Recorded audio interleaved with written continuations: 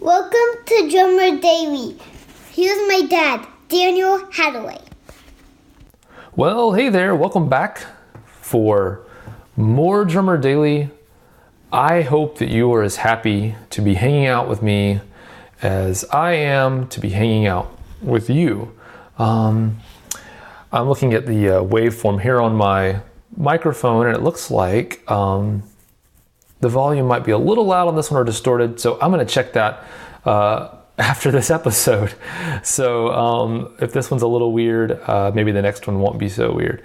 But I'm so excited because spring is starting to take shape here in Nashville. It's kind of early evening when I'm recording this episode, so the sun is starting to set. I'm not in front of the drum kit right now, but that's more out of kind of necessity, and that we did one of my drum intensives this weekend, and I took my drum kit over there and haven't to the studio and haven't had a chance to set it back up. In fact, once I'm done recording this podcast, I am going to set it back up and do some practicing, so I'm really excited about that. But before I get to that, I thought it'd be great to talk about drums, which is what you're here to talk about. And what you're here for, I hope. If not, maybe you just like hanging out with me. That's cool too. And I'm happy to have you either way. So today I got an email, a really nice email from Jesse, who gave me a couple of ideas for some questions. He said either you could answer me here in the email or maybe put them on the podcast. And so I thought, hey, I will never turn down a good idea for a podcast episode.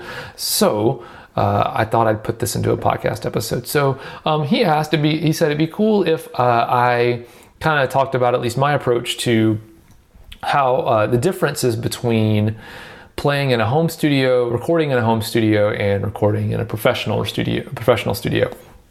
And I thought that's a great question. And then he gave me some reasons why he likes each way himself for different reasons, and I'm going to echo some of what he told me actually, because I kind of feel the same way about it. And that's there of course are a bunch of differences, depending.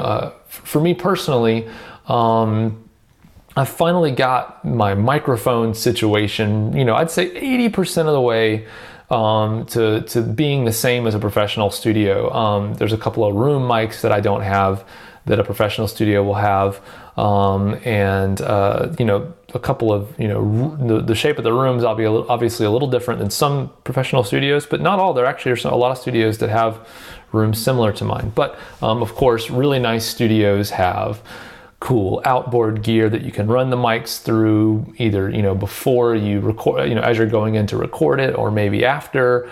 So there's other cool stuff about recording in the studio.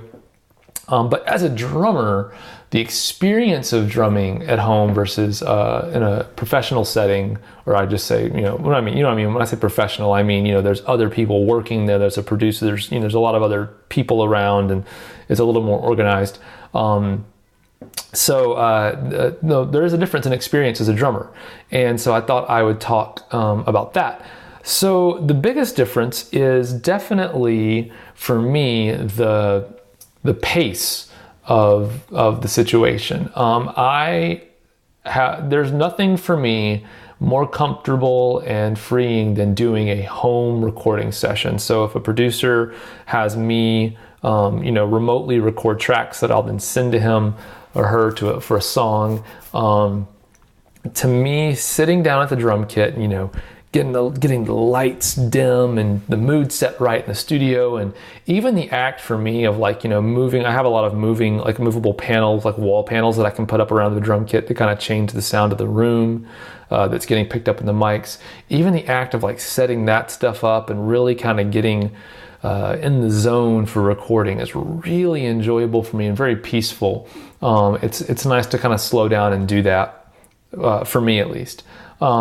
Now, when it comes to actually playing, I really enjoy, again, the slow pace of, I don't feel any pressure when it's just me in the room. So if it takes me, 20 takes, I can do it.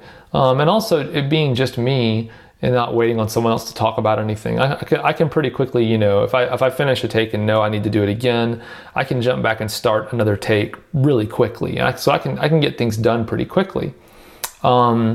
Whereas, you know, in a big studio, sometimes when there's a producer and engineer who need to talk about things for a minute, and I'm just kind of sitting there waiting, and so that can kind of make things take a little longer. I guess I'll jump back and talk about the differences as I go, because I'm going to forget some of these things that I talk about before I get done with all of them. To go back to the whole thing about the pace of setting up and everything, you know, when you're in a professional setting, you know, sometimes I'll show up and, you know, they'll still be setting up mics, and obviously you got to do that. You got to get sounds. So like, you know, you might sit at the kit and you might for 30 minutes or 15 minutes or whatever, just sit and hit the kick drum, you know, hit the toms, hit the snare, just like a sound check, you know, you might have same kind of thing in the studio, but it can go on for a good while sometimes in the studio. At home, you know, I don't really tear down my mic setup very much. And so, you know, it's a lot of like, I'll just play the kit and then I'll go around and kind of listen to things and then do it again a couple of times. But most of the time I kind of know what I'm going to get, because everything's always the same. In the studio, they might have different gear they're using, or, you know, they're setting it up. You know, the engineer might not work in that studio all the time, or the producer may not. And so they have to kind of figure things out. So it takes a little longer to set up. All right, so we talked about that. We talked about playing, you know, the pace. Definitely the playing, the pace of like how long it takes and waiting around is very much different in the home studio versus a professional setting. But all the things I kind of mentioned just now are kind of the positives of recording at home. But I do want to talk about some of the positives of recording at a professional studio. I will say the first thing that I like about recording in a professional studio is that when you go somewhere else and there's a producer and an engineer and everything's kind of set up, my responsibilities start and end with playing the drums. And so it's much easier to focus on my playing when I'm not thinking about remembering to save my session every once in a while so that if my computer crashes, I don't lose everything. If, you know, getting all the tracks, you know, armed and getting all the cable, you know, everything that can go wrong technically, you know, I don't have to worry about that stuff when I am in a professional studio. There's someone else whose job it is to worry about that stuff and take care of that stuff. So I can just think about my playing, and it makes it easier in some ways to do that. Another thing that I like about playing in a professional studio is as much as it is nice and freeing to, you know, only answer to yourself for your playing, sometimes it's really hard to have perspective on your own playing and really know if what you're doing is aligning really well with the track, or if it's maybe missing the mark a little bit, or even sometimes, you know, if you played, you know, if I played it with the right amount of, you know, if I played with the click well, if it was a good take from a technical perspective, if it actually felt pretty good or not. That kind of stuff can be hard to tell in the moment unless you listen back. And if you listen back, then you've doubled the amount of time, you know, you've spent. If you listen back to the whole track that you just recorded to figure that out, you've just doubled the amount of time you're spending on each take. Whereas if you're in a professional studio, there's a producer who's listening as you record it and will be able to tell you before, you know, by the time you're done recording it, whether or not that was a good take. So having someone else's perspective at a very basic level even is really helpful, at least to me. And the other thing about that is, you know, the time thing again, you know, I mentioned that it's a lot faster to maybe do a bunch of takes at home if I'm recording by myself.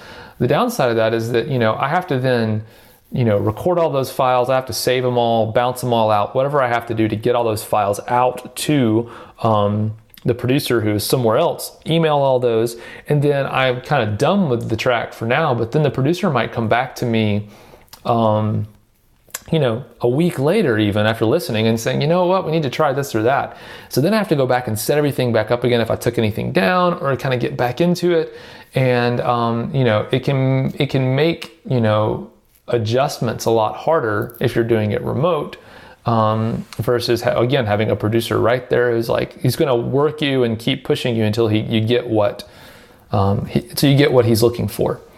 Because at the end of the day, you know, unless it's your own band and you're producing it, you've always got to answer to somebody. And so I honestly would rather hear immediately, hey, that's not very good, do it again, than, you know, do a bunch of stuff that I think is really good, then wait a week and only to find out, oh, no, you need to do that again. So that's the other big difference, I think. Obviously, there's other things that I enjoy. I'm a control freak in some ways. And so I definitely enjoy having control over the drum sounds that I'm creating and put out. There's no one there to argue with me if it's just me to tell me, no, I think we need to go for this kind of snare sound or those cymbals or whatever. It's just me. And so there's no one there to tell me I'm wrong, which again, if I miss the mark on that stuff though, and then the producer emails me a week later and says, hey, we need a different snare sound, that can actually make it more difficult in the long run than if I just had someone there to tell me I'm wrong in the moment. So that's another kind of negative / positive depending on your perspective, I guess.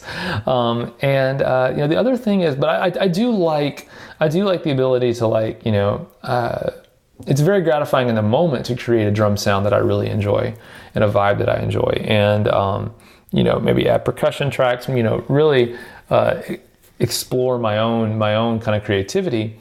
I will say in the studio, personally, a lot of times, my first instinct in a professional setting, my first instinct after listening to a track without drums, a lot of times is not where it ends up. So if my first idea for a drum track and what it needs to be, a lot of times, many times, we will go through many different versions of that track on the drums before we end up with what the producer is happy with and he thinks is the best version of the drum track. So doesn't always, again, I will say that my instincts, I think, are different when I'm by myself and I have a lot of time to think about it. I'm not standing there on the clock, with someone looking at me saying, you got any ideas?